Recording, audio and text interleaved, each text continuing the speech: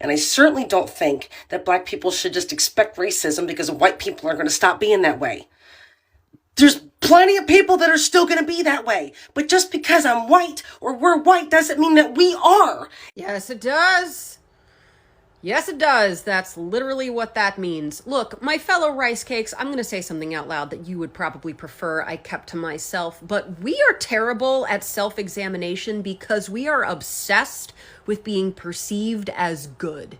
We are good people with good intentions who do good things, and we know that racism is bad, so we're offended by the mere insinuation that we could be capable of dehumanizing anybody. And that line of thinking right there is why we continue to take L's left and right, because you can't confront a problem if you don't acknowledge the problem exists. Listen, you are not evil and bad because you were born white, and no reasonable person is saying that you are.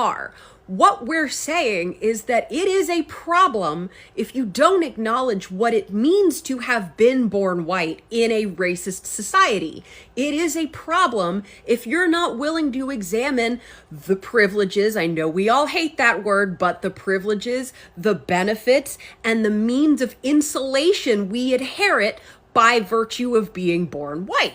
And it's not that we can't experience other disadvantages, including some that we may share with Black, Indigenous, and other people of color. We can be discriminated against on the basis of our sexuality, our gender, our physical abilities, our economic status. There are plenty of reasons why a given white person might grow up in a shitty situation. But the color of our skin has never, ever, ever, ever been one of those problems. And if you can't say that out loud, then you're being racist. White folks, we have to disabuse ourselves of this notion that to be racist is to walk around throwing out the N-word left and right. That's not what that means. Racism sleeps. Racism waits. Racism is little things that you don't even know that you're doing until somebody tells you about it after the fact.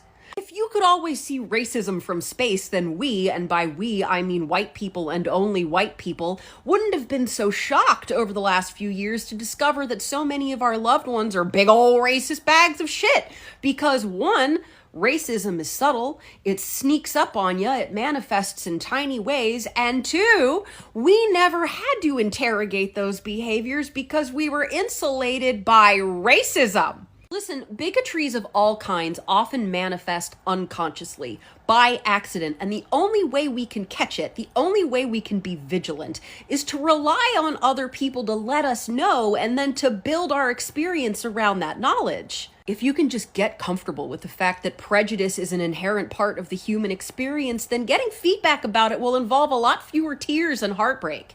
In conclusion, my fellow Snowmericans, to be good is to accept your limitations and be okay with being wrong.